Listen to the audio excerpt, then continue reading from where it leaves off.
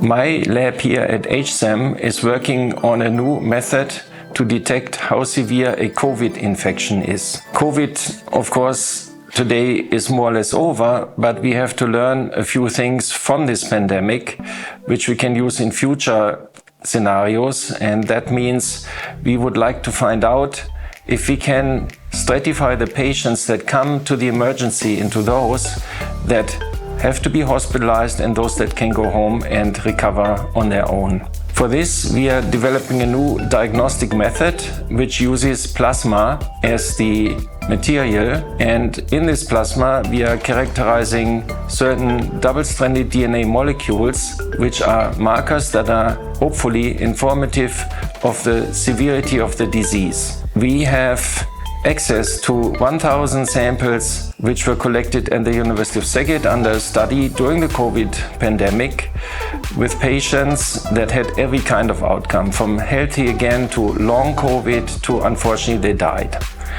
And we actually now work on these to find out if there's any markers in this set that tells us if a patient will recover on their own with some medication at home, or if they need to go to the hospital. The method that we will develop will finally use a PCR method to detect the severity of the disease, and this means that the cost for the detection is between 5 and 10 euros per sample. Now everybody has gone and done PCR tests, so the method is very well established in every hospital, in every city, and this means we are using an existing method for this, and we are only using a blood sample, which is what you give at the doctor anyway. So this is not an invasive method. It takes about 3 to 4 hours for the detection. Any patient that is hospitalized without having to be so can cost up to 3,000 euros per day in the hospital. So if this method is successful, it will save the healthcare providers a lot of money. And we never will hear the word triage, which comes from a war scenario and should not be used in civilian settings. But of course, if the system is overloaded, you will have to make decisions on who to treat and who not to treat. And this is something that we want to avoid by telling the doctors what actually the outcome most likely will be. So there's always a percentage that doesn't behave the same way as the rest, but 95% should be good enough for us to decide send somebody home or not. And with this, we hopefully have for the next pandemic, which will be eventually coming, some tools in our hands that allow us to not use the word triage. The development of a new diagnostic test with our method consists of 4 different stages. In the first phase, you collect the samples from all the patients. This is not done in this building, of course, and it's done by one of our clinical groups.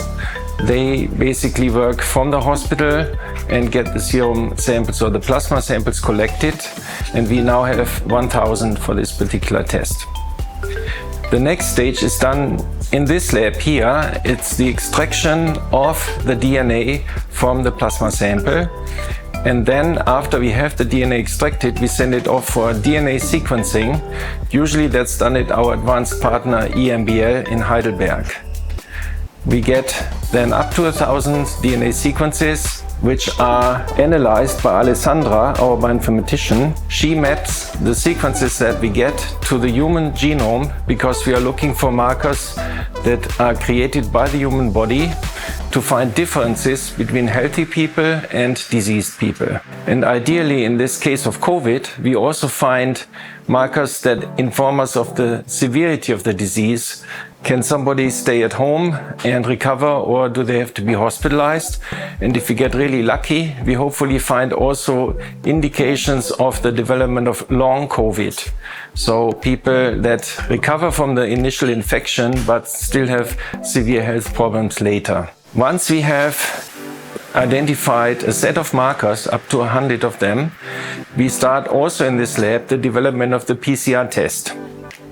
And this basically consists of choosing a set of markers, usually between 5 and 10, that we can then combine to get the information that we need. And again, it's work between this lab and Alessandra who analyzes the outcome of the PCR experiments, and we hope to find a set of markers that is informative at least 85% of the time.